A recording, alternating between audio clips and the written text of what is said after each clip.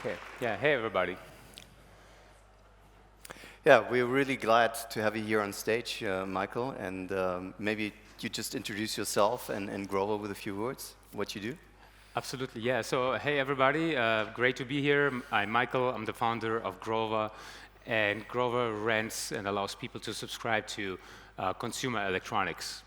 So think about 11 different categories, from smartphones to computers, wearables, and nice gaming consoles that you can now rent on a monthly basis through an app and a website instead of buying and financing them or financing them. And our customers have found this to be very convenient and very pleasurable versus a cash outlay of 2,000 or more euros or 4-year financing terms. Is that you can just mix and match, 3 months commitment here, 12 months commitment there. And yeah, that's what Grover does, and we're glad that our customers like what we have to offer. Perfect. Maybe just a word on myself. So I'm David. I'm MD of Coparion. We're an early stage investor, among others. We're invested in companies like Clark, Hollydo, Lanes and Planes, Finanzguru. So, and we're a very happy investor at Grover. So what were the key ingredients for growing your company within 6 years from 3 million in revenues to 300 million in recurring revenues? I mean, that's really amazing. Yeah, I think the key, the most important part was for us a product market fit survey that we did 1 year, 1.5 years after the initial launch. So we started with pay-as-you-go subscriptions and then introduced monthly commitments with different price points, starting to differentiate the demand. And then we identified what was the core reason why people were using us and where did we have the most product market fit. So we altered our offering and all the communication towards the very high product market fit individuals and dropped every communication that would allude to or offering that would allude to low product market fit. So, for example, try before you buy, lowest product market fit. We completely forbid any mention of it, removed all the offerings in that regard. So that was the number one thing, that you find a vessel and a vehicle that you can really start pushing.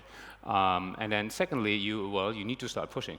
So I think this would be the number 2 thing is to really focus on execution and growth and build the systems as you go, essentially, iteratively. And what was the secret sauce on the team? I mean, growing a company that fast, how did you do that? I mean, in regards to the team? Yeah, I think on the team, especially when you start out, you're not exactly sure how does this all work with regard to hiring and that, and you make mistakes. So I hired 2 senior people way too early on, then I needed to turn this around, etc. And there's also a time frame where some people cannot scale anymore. But I think the most important part is to trust your folks, to staff the right people according to their strength and not just punish them for their weaknesses, whatever. But everybody has to play for the strength. You cannot put someone with a strength in accounting into a growth position and vice versa. So people need to play to their strength, and then they need to maximize it, and then you need to make sure that the individuals themselves are fully covering the relevant, important parts of the company, and then they can take over and own all of the important aspects with really minimum weekly intervention and so forth to really contribute and scale the business and their respective areas. And now, retrospectively, what would you have done differently on the team? Where did you make mistakes? What did you hire too early, too late? And organizational-wise, what would you do differently with your knowledge today?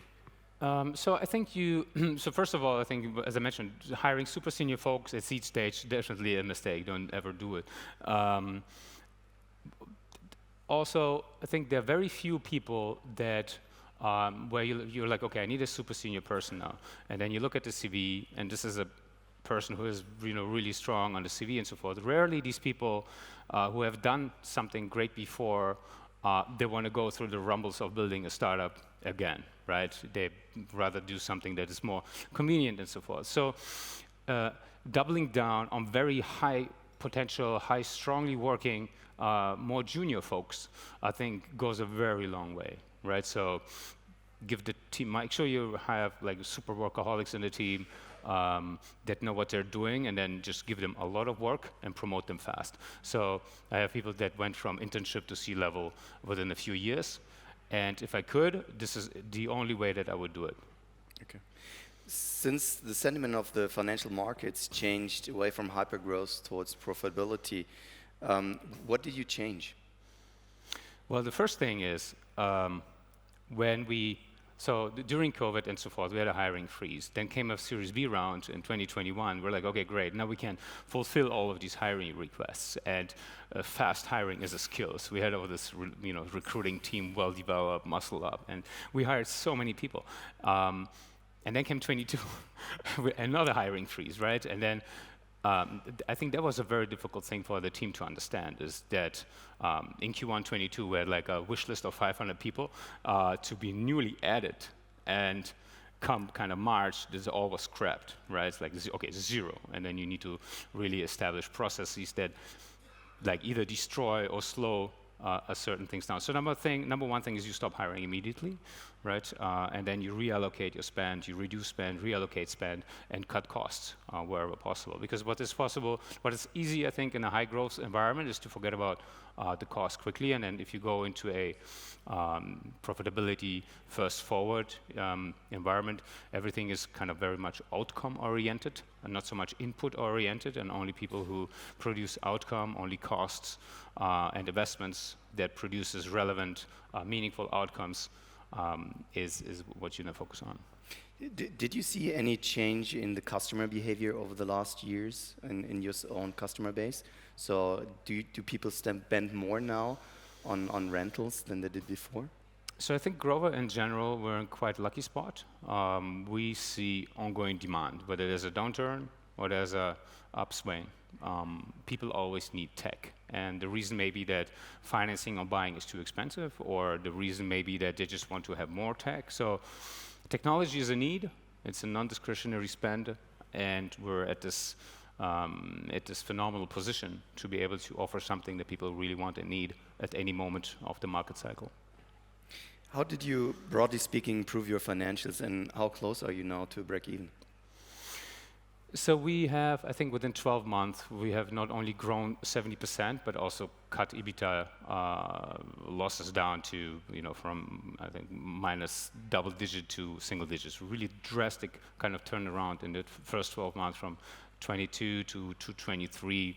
I think one of the things that is really possible is to maneuver this company. And now with all of the other changes, like price increases or some business model adjustments, we should reach profitability in the next 6 to 12 months. And now talking about ESG, how does your business model impact or pay in ESG? What is Grover really in ESG about? Yeah, so I think Grover is one of the few business models where sustainability and profit are very much aligned. So for us, maximizing profit, for example, means recirculating products more frequently. Now, as we do so, we also reduce tech waste more. So our interest and ESG interests, sustainability metrics, are quite aligned. And this is also something that our sustainability team in the company has been able to elaborate. So ESG and Grover, we're friends, and sustainability for us is not a cost, but a profit. And can you make an example of what happens with the phone, and how do you save tech waste? Sure. So a product on average is recirculated 4 times. However, the maximum recirculations we have seen on a product were 26, I think. So it has like a trophy in our office, right? There's this GoPro that has been circulated 26. So you can say that overall 26 products didn't go to a landfill, but were recirculated. Because what typically happens is people buy something, they're excited to use it for a certain period of time, and then they forget about it, right? It's in the drawer, and then once you start emptying your drawers, you're like, okay, this is already too old to sell. So by recirculating products, we save substantial take waste. We extend the life time of the products. And eventually, we will also be able to recycle this product meaningfully, a process that we have already started. Thanks. So our time is over. I mean, I could have speak with you now here for hours. Wouldn't bore anyone probably. So thanks a lot for coming and for your time. Thank you very much. And, Thank you. Have a great day. Cheers.